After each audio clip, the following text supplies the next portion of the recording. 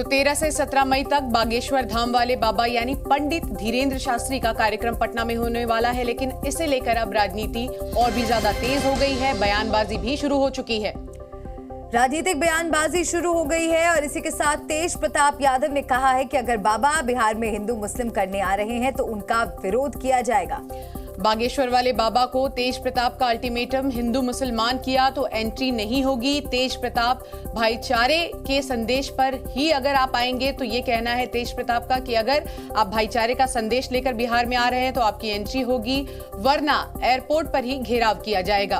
तो मंत्री तेज प्रताप यादव का ये बड़ा बयान धीरेन्द्र शास्त्री को लेकर, एक तरह से उन्होंने ये चेतावनी दी है कि अगर बिहार में एंट्री चाहिए तो भाईचारे का संदेश आपको लेकर आना होगा। अगर यहां आकर हिंदू मुस्लिम किया तो आपका विरोध होगा।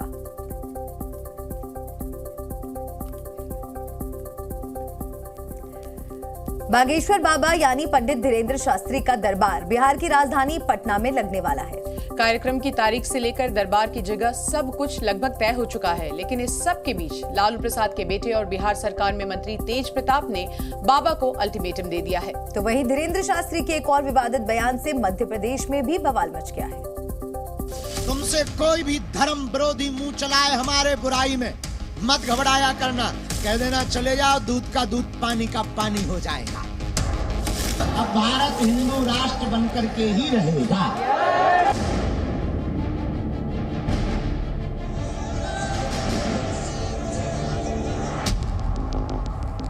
बागेश्वर धाम के पीठाधीश्वर पंडित धीरेन्द्र शास्त्री जब से सुर्खियों में आए हैं, तब से उनके नाम कोई ना कोई नया विवाद जुड़ता जा रहा है।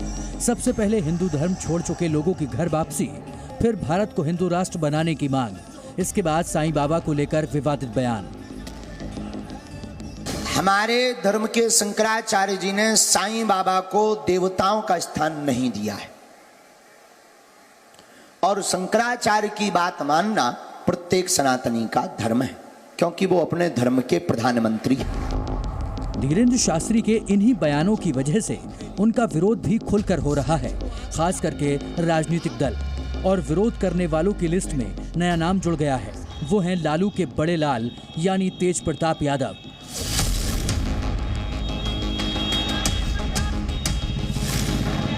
दरअसल धीरेन्द्र कृष्ण शास्त्री 13 मई को पटना आ रहे हैं।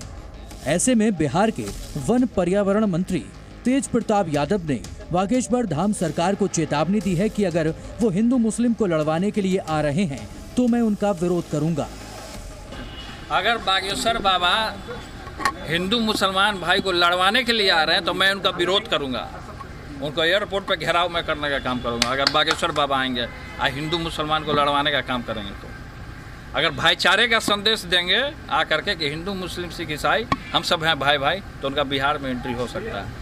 13 मई से 17 मई तक पटना के गांधी मैदान में पंडित धीरेन्द्र शास्त्री का दरबार लगेगा। इस दौरान वो अपने भक्तों की अर्जियां सुनेंगे और अपना आशीर्वाद देंगे, जबकि 15 मई को दिव्य दरबार होगा, जिसमें बागेश्वर धाम महाराज का पर्चा निकालने वाला कार्यक्रम होगा। आयोजकों को उम्मीद है कि दरबार में हर दिन करीब 3 लाख लोग पहुंचेंगे। ऐसे में तैयारियां बड़े स्तर पर हो रही हैं। श्री धीरेन्द्र शास्त्री जी का श्री हनुमंत कथा 13 मई से 17 मई तक पाटलिपुत्र के इस दरेत वाली स्थान में होने जा रहा है, जिसमें प्रतिदिन संध्या 4 से 7 हनुमंत कथा होगा। उसके बाद भजन संध्या होगा, रात में फिर रात्रि वार्तालाप होता है गुरु जी का, और 15 तारीख को दिव्य दरबार होगा, जिसमें लोगों का पर्चा वो अपने खुद लोगों को नाम लेके बुलाएंगे। 3 लाख स्क्वायर फीट का यहाँ जर्मन हैंगर पंडाल बनेगा कथा स्थल का, जो मुख्य कथा स्थल होगा। बागेश्वर धाम के इसी ऐलान के बाद तेज प्रताप यादव ने उनके खिलाफ मोर्चा खोल दिया है। ये पहला मौका नहीं है जब पंडित धीरेन्द्र शास्त्री के दरबार का विरोध हो रहा है। इससे पहले जब उन्होंने मुंबई में दरबार लगाने का ऐलान किया था, तब एनसीपी और कांग्रेस ने जमकर विरोध किया था। हालांकि धीरेन्द्र शास्त्री तब भी नहीं माने। शहद अमृत है, लेकिन कुत्ता चाट ले तो क्या हो जाता है? मर जाता है बेचारा। लेकिन घी को मक्खी ज्यादा खा ले तो मर जाती, लेकिन मिश्री को गधा खा ले तो वो भी मर जाता है। कौवा अगर नीम की निबोरी खा ले तो कौवा भी मर जाता है, लेकिन ये 4 खा ले तो मर जाते हैं। इनको पचता नहीं है, लेकिन है तो बालाजी का दरबार अमृत, लेकिन जो पचा नहीं पाता है वो भी बेचारा तिल मिला जाता है। बागेश्वर धाम महाराज के चमत्कारों के साथ साथ उनके विवादित बयान भी जमकर वायरल होते रहे हैं। पंडित धीरेन्द्र शास्त्री लगातार कह रहे हैं कि भारत हिंदू राष्ट्र है, था और फिर घोषित होकर रहेगा। एक प्रार्थना करने आए जितने यहाँ संत हैं और जितने सनातनी हिंदू हैं, सब हाथ उठाओ। हिंदू राष्ट्र के साथ कौन कौन है? पक्का? बजा दो बिगुल हिंदू राष्ट्र का, आओ जातिवाद को तोड़कर हम सब हिंदू एक हों। सिर्फ हिंदू राष्ट्र की मांग नहीं, बल्कि धीरेन्द्र शास्त्री तो लगातार उन लोगों की हिंदू धर्म में वापसी करा रहे हैं जो सनातन धर्म छोड़ चुके हैं। वो जहां भी दरबार लगाते हैं वहां भक्तों की अर्जियां सुनते ही हैं। इस दौरान कई लोग हिंदू धर्म भी अपनाते हैं। हम भी संविधान के खिलाफ हैं क्या? हमने कोई संविधान के खिलाफ बात बोली है क्या? बिल्कुल भी नहीं। जब भारत के परिवर्तन प्रगति का नियम है, भारत का 1/3 लोग भारत हिंदू राष्ट्र की मांग करेगा, मस्तक पर तिलक लगाएगा, तो संविधान में सुधार होगा और भारत हिंदू राष्ट्र बनेगा। हिंदू धर्म और हिंदू राष्ट्र को लेकर धीरेन्द्र शास्त्री बेहद संजीदा हैं, लेकिन इस सब के बीच उनके कुछ ऐसे बयान भी आ रहे हैं जिस पर विवाद खड़े हो रहे हैं। पहले साईं बाबा को लेकर विवादित बयान दिया, जिस पर उनके खिलाफ केस भी दर्ज हुए, और अब हैहवंशी समाज ने भी बागेश्वर धाम महाराज के खिलाफ हल्ला बोल दिया है। हैहवंशी समाज के आराध्य देव राजराजेश्वर शास्त्र बाहू महाराज पर की गई टिप्पणी को लेकर भी वो घिरते नजर आ रहे हैं। है वंश को लेकर अनर्गल टिप्पणी की हैं, जिसमें उन्हें अतिचारी, अत्याचारी, राक्षस प्रवृत्ति का, बलात्कारी आदि शब्दों से उद्घोषित किया है। उसे निवेदन किया था कि वे अपनी टिप्पणी वापस लें और माफ़ी मांगें, अन्यथा हम उनकी एफआईआर करेंगे। आज पूरे देश में उनके विरुद्ध जगह जगह है वंशी क्षत्रिय समाज के लोगों ने, कल्चुरी समाज के लोगों ने, सबने उनकी एफआईआर की है। हम मांग करते हैं कि उनके खिलाफ ये आंदोलन हम लगातार चलाएंगे। धीरेन्द्र शास्त्री के एक के बाद एक विवादित बोल और उन पर बवाल, ये अब आम बात हो चली है। शायद बागेश्वर धाम के पीठाधीश्वर को केस और एफआईआर से डर नहीं लगता, तभी तो वो खुले आम मंच से किसी के खिलाफ भी कुछ भी बोल देते हैं। और अब पटना में दरबार लगाने से पहले बवाल मच गया है। ऐसे में देखना होगा कि 13 मई को जब वो पटना पहुंचेंगे तो तेज प्रताप यादव क्या करेंगे।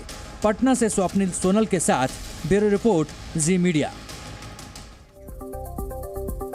तो बागेश्वर धाम वाले बाबा पंडित धीरेन्द्र शास्त्री की चर्चा हर रोज बढ़ती जा रही है। जितने बाबा के चाहने वाले हैं, उतने ही उनके आलोचक भी। बाबा कहते हैं कि हम अपने इष्ट के प्रति दृढ़ हैं और ये कोई जादू टोना नहीं है। इतना ही नहीं, बाबा देश की दिशा और दशा को बदलना चाहते हैं। बाबा खुलेआम कहते हैं कि जो लोग रामचरितमानस के विरोधी हैं, उन्हें देश छोड़ देना चाहिए। और इतना ही नहीं, बाबा डंके की चोट पर कहते हैं कि भारत को हिंदू राष्ट्र बनाना है।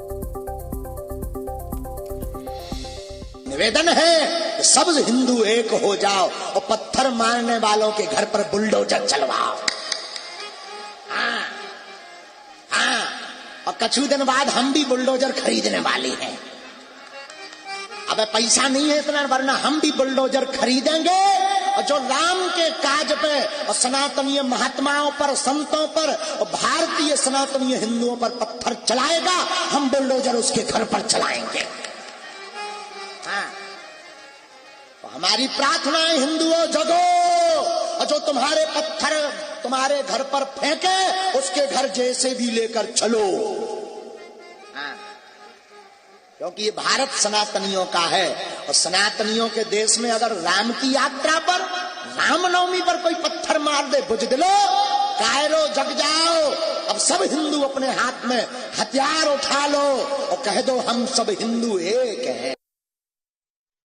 कई सारे लोग, महमूद मदनी हो चाहे तमाम सारे लोग कह रहे हैं कि ये देश इस्लाम का है। आपको लगता है कि देश इस्लाम का है? वो तो इधर उधर से ये आवाज आने लगी। तो एक बात और बोली कि ओम वाली बात है। हाँ। क्या बोला था? बोली, उन्होंने बोला कि ओम और अल्लाह एक है। हाँ। आपको लगता है ये? आप क्या कहते हैं? याद आ गया कि वो भी सनातनी थे, क्योंकि ओम कुरान में नहीं है। ओम बागेश्वर बालाजी की ओम बागेश्वराय नमः, ओम सन्यासी देवाय नमः, ओम नमः शिवाय नमः, ये सनातनी में ही है। तो पूरा बयान छोटा बोलो, पूरा बोलो, तो उसमें उन्हें याद आ गया सनातनी है। लेकिन वो तो ये भी दावा कर रहे हैं कि भारत जो है इस्लाम का देश है। ऐसा तो कोई भी, हमारे गांव में एक पागल था, वो अपने आप को प्रधानमंत्री कहता था। अब क्या बोलोगे?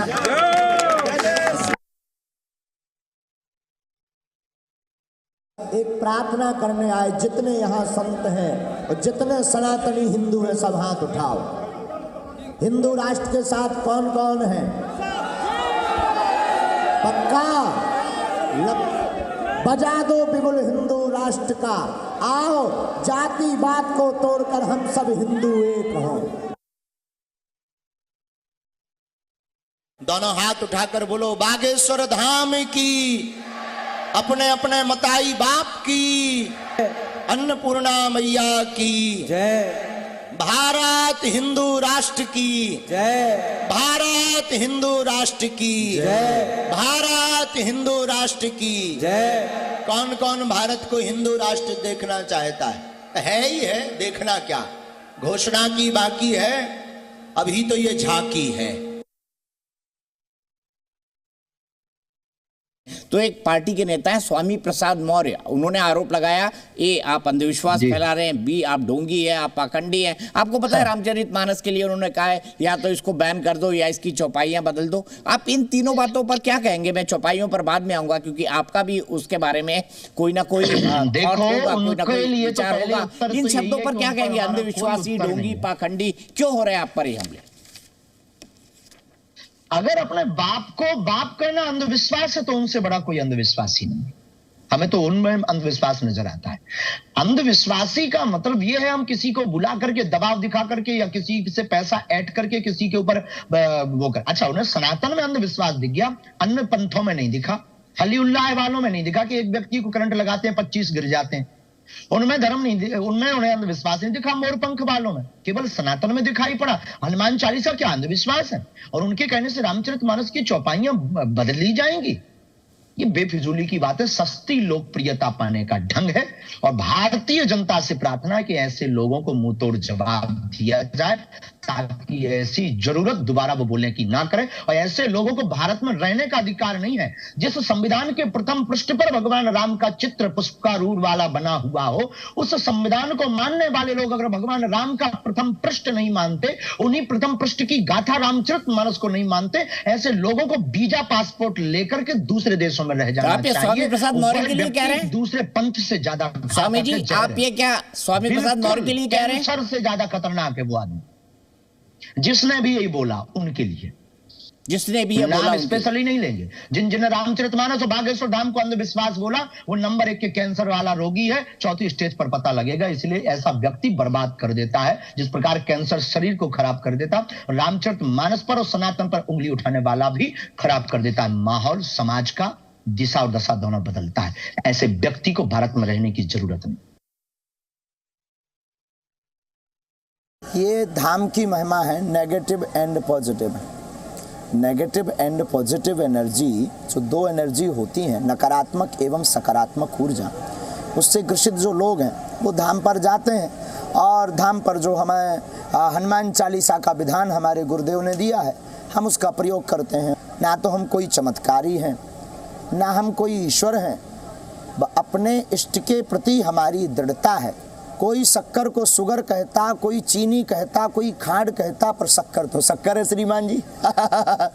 उसी प्रकार कोई नेगेटिव एनर्जी कहता, कोई उसे प्रेत बाधा, कोई संकट बाधा कहता, और कोई उसे नकारात्मक ऊर्जा कहता, पर है तो एक ही। मैं ये जानना चाहूंगा कि क्या रामचरितमानस में शूद्रों या फिर पिछड़ी तबकों का अपमान किया गया है, जो आरोप लग रहा है? दूसरा, क्या ये करके सनातन को बांटो जातियों में और जातियों का वोट लो, इसकी भी कोशिश है? जिस प्रकार किम जोंग ने किया था कि जैसे किम जोंग के देश में कोविड-19 के केस मिले थे तो उन्होंने कहा था या तो देश छोड़ दो या प्राण छोड़ दो, क्योंकि उस व्यक्ति के कारण पूरा देश नहीं हम मार सकते हैं। तो ऐसे व्यक्ति को भारत सरकार को या तो देश छोड़ने का कहना चाहिए या उससे कह दें कि तुरंत सरेंडर हो जाए और उसको जेल भेजना चाहिए। मतलब ये कह रहे हैं कि जो रामचरितमानस का विरोध कर रहे हैं उनसे उसी तरह डील करना चाहिए जिस तरह से किम जो ने अपने देश नॉर्थ कोरिया में कोरोना से किया था। यस माय डियर, बिल्कुल मेरे प्यारे, यही हम कहना चाह रहे हैं और बहुत जरूरी भी है। आपने घर वापसी की बात की। अब क्यों लगता है महाराज जी आपको कि घर वापसी जैसी चीजों की अब भारत के अंदर जरूरत है, जबकि हर आदमी को यह अधिकार है कि वो जो चाहे धर्म वो स्वतंत्रता एक बार नहीं 1000 बार घर वापसी की आवश्यकता है। इसलिए एक बार नहीं 1000 बार घर वापसी की आवश्यकता है। इस देश में छोटा मोटा ट्रिक का चमत्कार दिखा करके मदर टेरेसा बन रही है। इस देश में छोटा मोटा चमत्कार दिखा करके साईं मियां बन रहे हैं। इस देश में छोटा मोटा ट्रिक दिखा करके छोटी मोटी हहुल्ला करवा करके धर्म परिवर्तन भोले भाले लोगों को करवा रहे हैं, सनातन विरोधी काम करवा रहे हैं। उन लोगों के मुंह पर पहली बार जब झापड़ लगा, जब बागेश्वर बालाजी का दरबार लगा, तब उनको खबर लगी, हौस लगी। जो भोले वाले लोग चले गए थे दूसरे धर्म में, उन्हें लगा कि असली बात तो ये है।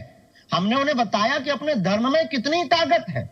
उनके एक व्यक्ति के छूने से 25 लोगों में जो करंट लगता है वो एक प्रायोजित होता है, लेकिन अपने यहाँ बागेश्वर धाम पर हनुमान चालीसा में छूने की आवश्यकता नहीं। जो यह पढ़े हनुमान चालीसा ओए सिद्ध साखी गौरी सा। जब ये बात हमने उनको बताई, जो भोले वाले लोग चले गए थे, उन्हें समझ आया, तो उन्होंने घर वापसी की। और इसकी आवश्यकता प्रत्येक संत के द्वारा है और प्रत्येक हिंदू सनातनी के द्वारा इस कार्य को करने की वर्तमान में आवश्यकता है, क्योंकि यह इंटरनेशनली फंडिंग द्वारा सोची समझी साजिश है, जिसमें संतों को, गरीब भोले वाले लोगों को टारगेट किया जाता है। महाराज जी, क्या इसमें मदर टेरेसा, जिनको नोबेल पीस प्राइज मिला है, जिनको संत का भी दर्जा मिला हुआ है, क्या उनके लिए इस तरह की टिप्पणी उचित मानते हैं आप?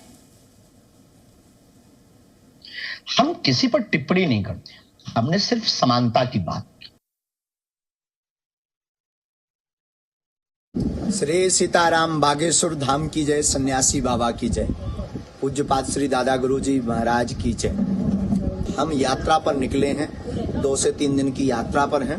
बागेश्वर बालाजी के चरणों की कृपा से, सन्यासी बाबा की कृपा से जो यज्ञ होने जा रही है, उसमें सभी स्थानों को, तीर्थों को, संत महापुरुषों को आमंत्रण देने के लिए हम निकले हैं। सभी पागलों से कहना है बहुत जल्दी फिर बागेश्वर धाम आ रहे हैं।